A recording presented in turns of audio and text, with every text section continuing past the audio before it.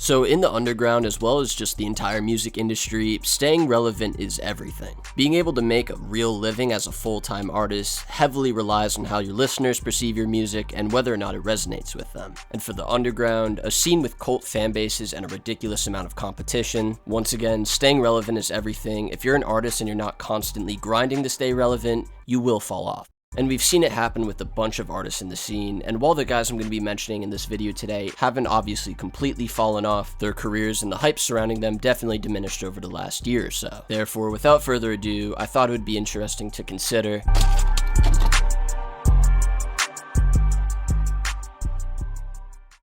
when I'm thinking of artists in the underground scene who quote-unquote fell off, my brain immediately goes to our favorite pink boy, Fago. And I know I can hear the comments already, but Yay was a great song, the old Fago's back. I agree with you, I 100% agree with you. But any underground fan who's been somewhat engaged in the scene for the last year or so definitely knows that with Pink Hearts, Fago underperformed. So can Fago come back? I definitely think he can. The guy has so much potential and talent. As I just mentioned, I think Yay was a great song. Fago's definitely going more in the right direction with that, as well as the SoundCloud exclusives he's been posting. I think those are all really good and the fans seem to be receiving them pretty well. I think this week Fago's actually dropping another song with Didi Osama, so I'm curious how that's going to turn out because Didi Osama isn't an artist who I would imagine would be featuring on a Fago song, but I guess we'll see, right? But next, I wanted to talk about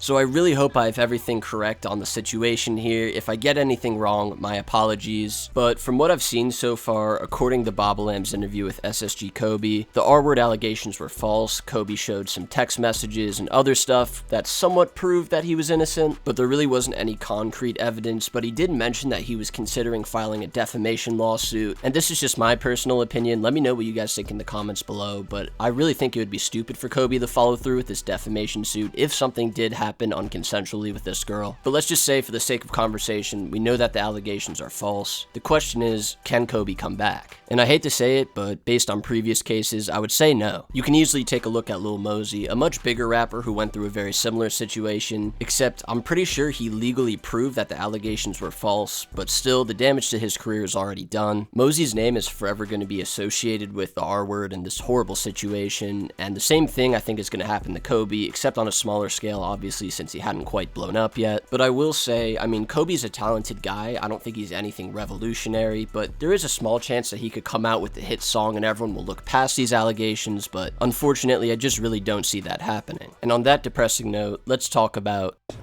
What is that? Right, so the hate comments are already pouring in. I know Ken Carson's career, relatively, is doing just fine, but it's impossible to deny that in the last year or so, Ken Carson has been completely surpassed by Destroy Lonely. While his Project X was received relatively okay by the fans, compared to Project X, I mean, it's black and white. He just hasn't dropped any music recently that really has seemed to resonate with the fans that much, compared to Destroy Lonely in particular. But I do 100% think Ken Carson can come back from this bump in his career. I think in particular, if he is able to release the Opium Twins mixtape with Destroy Lonely, that would just be a great look for his career, and together I think they're a great duo, as well as just paying attention to which snippets the fans are responding to the most, and then releasing that, similar to what Destroy Lonely did with If Looks Could Kill, though obviously the snippet was blowing up on TikTok before he released it. However, I think if Ken tried to employ somewhat of a similar strategy, that could be really beneficial for him. But that's all I got for you guys today. Be sure to comment down below what you guys thought of my takes in this video, like and subscribe with those notifications on. I appreciate you guys so much for all the support. Thanks so much for watching, and I'll see you guys next time. Peace.